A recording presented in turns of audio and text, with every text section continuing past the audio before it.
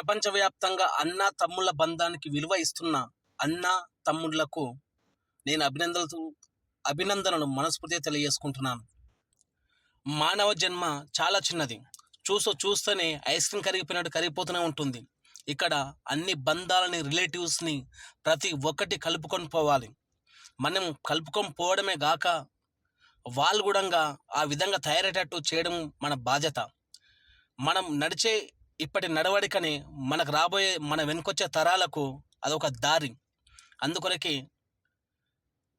చిన్న ఉన్నప్పుడు ఎంతో అన్యోన్యంగా ఉండే అన్నదమ్ముళ్ళు పెళ్ళైతే మాత్రము ఓ రకంగా శత్రువులు అయిపోతారు. అది భార్య మాటలు పట్టించుకోవడం కావచ్చు, ఆస్తి పరంగా కావచ్చు, అంతస్తుల పరంగా కావచ్చు. కారణాలు ఏవైనా సరే కానీ ఎక్కడిదక్కడనే పెట్టాలి. నేను కొంతమందిని చూశాను అన్నదమ్ములని, ముగ్గురు, నలుగురు, ఇద్దరు ఎంతో కొట్టుకుంటారు, ఎంతో ఇట్టుకుంటారు. మళ్ళీ ఏం తెలియనట్టు అన్ని ఫంక్షన్లకు వస్తారు, కలిసి కూర్చుంటారు, తాగుతారు, అన్నీ చేస్తారు. అరే మొన్న అయితే ఆఖరిగా తిట్టుకున్నారు, కొట్టుకున్నారు, అరే వీళ్ళేంది అని చెప్పి అనిపిస్తుంది. ఎక్కడిదక్కడనే పెట్టాలి, అదే ఉండాలి.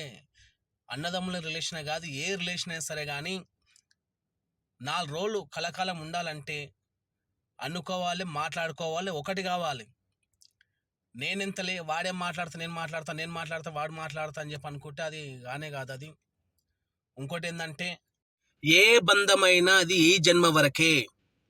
నీ గొంతులో ప్రాణం పోయిందంటే నీ బంధాలు, నీ రిలేషన్ మొత్తం, నీ భార్య పిల్లలే కాదు, నీ అన్న తమ్ముడు, నీ తల్లి తండ్రి, నీ బంధు బలగం, నీ డబ్బు హోదా అన్నీ శ్మశానం గేట్ వరకే వస్తాయి.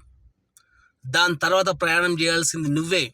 అందుకొరకే మనీ ఉన్నంత వరకే బంధాలన్నీ కాపాడుకోవాలి, అందరితో కలిసిమెలిసి ఉండాలి, మన రాబోయే తరాలకు కూడా కలిసిమెలిసి ఉండాలి అని చెప్పే బాధ్యత కూడా మనదే. అది గుర్తుపెట్టుకోండి.